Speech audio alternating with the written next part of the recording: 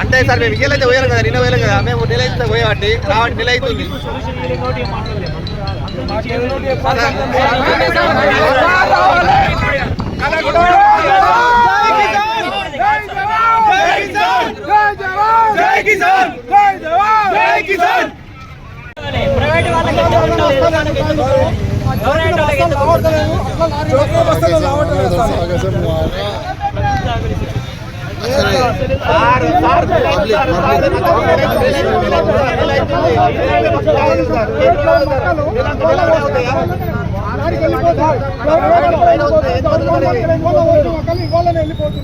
Private వాళ్ళకి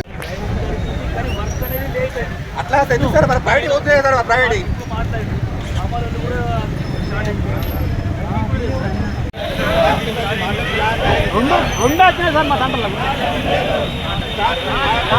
తిరిగినా కానీ ఎలాంటి స్పందన లేదు.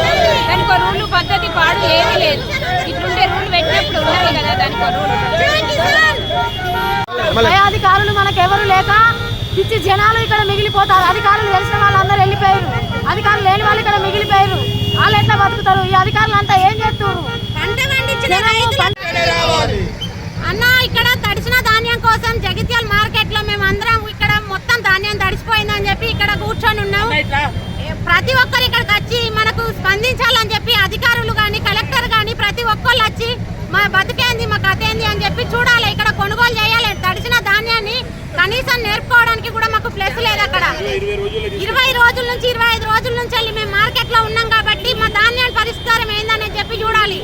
ఖచ్చితంగా గవర్నమెంట్ కు మేము అమ్ముకుందామని మేము ఇక్కడ 20 రోజుల నుంచి ఉంటే ఏ ఒక్కరు కూడా ఇక్కడ చూసే నాదుడు లేడు. ప్రతి ఒక్కరు కూడా ఇక్కడ కూర్చొని నానుతున్నాయని చెప్పి వాటి చుట్టూ తిరిగినా కూడా ఎట్లా చేసినా నాన్నయ్య ఈ 2 గంటల వర్షంతో కూడా ఎవరు కూడా రావట్లేదు, చూడట్లేదు. ఖచ్చితంగా ఇప్పుడు కలెక్టర్ సార్ వచ్చి ఇక్కడ